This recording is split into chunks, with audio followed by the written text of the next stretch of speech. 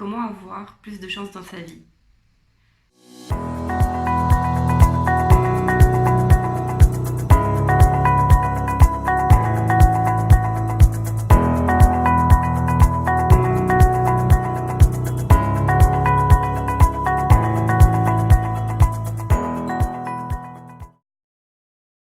Bonjour à tous, je suis Maïlène Ripoche, coach et conférencière, et dans cette vidéo, j'aimerais vous aider à avoir plus de chance dans votre vie. Alors d'après vous, comment on fait pour avoir plus de chance dans sa vie? Déjà, c'est quoi la chance? Est-ce que c'est quelque chose qui tombe du ciel ou c'est quelque chose que l'on a provoqué? Pour moi, c'est plutôt la deuxième option, c'est quelque chose que l'on provoque. Et pour moi, pour avoir plus de chance, il faut la tenter, cette chance, il faut l'appeler. Et comment on fait? En posant des actions très concrètes. Je vous partage ça parce que dernièrement, je me suis autorisée moi-même à tenter ma chance et j'ai gagné. Et c'est ça le message que j'aimerais vous faire passer, c'est que si on veut gagner dans la vie, il faut jouer déjà. Et ce qui s'est passé pour moi, c'est que de mon côté, je développe mon activité en tant que conférencière. Peut-être que vous avez vu mon intervention pour le séminaire de Martin Latulipe, dont le titre est Se choisir, que vous trouverez sur ma chaîne YouTube. Et ce que je raconte au début de ma conférence, c'est comment je me suis retrouvée sur scène devant 600 personnes. Avec Martin Latulipe, qui est mon mentor, un de mes mentors canadiens, et avec qui j'ai eu la chance de me former il y a 3 ans. Et un de mes rêves, c'était de pouvoir faire une scène et de faire une conférence à ses côtés. Et c'est ce qui s'est passé 3 ans après mon vœu. Et justement, on pourrait considérer que j'ai eu de la chance de monter sur sa scène ou pas. Et le ou pas, je vais vous le raconter en fait.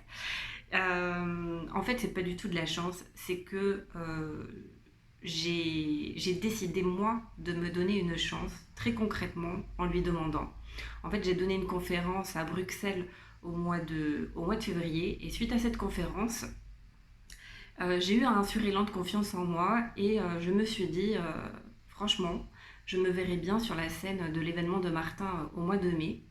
Et je lui écrirai bien pour voir si éventuellement il a déjà booké ses conférenciers et ses speakers, et si c'est pas le cas, éventuellement qu'il pense à moi. Et je le faisais pas dans une intention de mendier quelque chose, je le faisais parce que j'y croyais vraiment, je pensais vraiment que j'avais ma place parmi son équipe de conférenciers. Et il y a des amis qui m'ont recommandé de ne surtout pas écrire à Martin, puisque c'est quelqu'un qui est over sollicité, que tout le monde veut faire sa scène, que tout le monde lui lèche les bottes.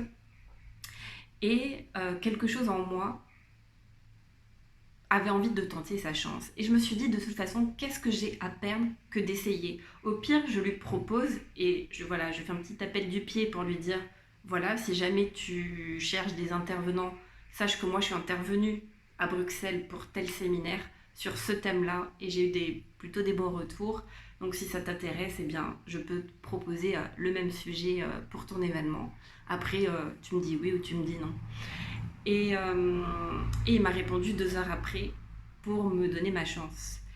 Et il m'a donné ma chance parce que je me suis donné cette chance-là, et j'ai décidé de parier et j'ai gagné, alors qu'on m'avait fortement déconseillé de le contacter. Et c'est le message que j'aimerais vous faire passer aujourd'hui, c'est que faites ce qui est juste pour vous, et surtout ne partez pas perdant à l'avance. Qu'est-ce que vous avez à perdre que d'essayer, de demander une augmentation, de demander, dans mon cas c'était de faire tel événement.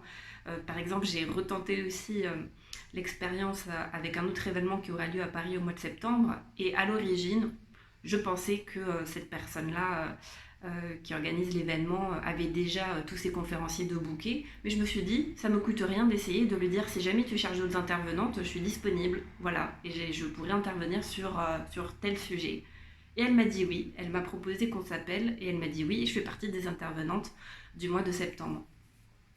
Et en fait, dans toutes les personnes que j'accompagne aujourd'hui en accompagnement individuel, et bien c'est ce que je leur apprends aussi à faire, c'est je leur apprends à se donner une chance. Qu'est-ce qu'on a à perdre que d'essayer? Et dernièrement, j'ai une cliente d'ailleurs qui m'a écrit un message qui m'a fait super plaisir pour me dire que 6 mois après notre accompagnement, elle a continué à rêver grand, à se donner la possibilité d'avoir la vie de ses rêves selon ses critères, euh, de vivre en cohérence avec ses valeurs. Et donc, elle m'a écrit pour me dire qu'elle avait trouvé le poste qui correspondait exactement à ce qu'elle recherchait, à côté de chez elle, à côté de là où elle faisait du sport. Voilà, et que tous ces critères étaient remplis et que elle me remercie parce qu'elle me disait que c'était grâce au travail qu'on avait fait ensemble qu'elle avait pu s'autoriser à obtenir le meilleur. Mais c'est pas tombé du ciel, elle s'est donné les moyens, elle s'est donné une chance, elle a posé des actes pour que ça arrive. Alors j'ai envie de terminer cette vidéo par vous poser la question, et vous, qu'est-ce que vous pourriez faire? Qu'est-ce que vous pourriez oser? Comment vous pourriez tenter votre chance pour vous permettre de vous rapprocher de vos rêves, peut-être d'avoir une vie meilleure, d'avoir aussi plus de joie et plus de paix intérieure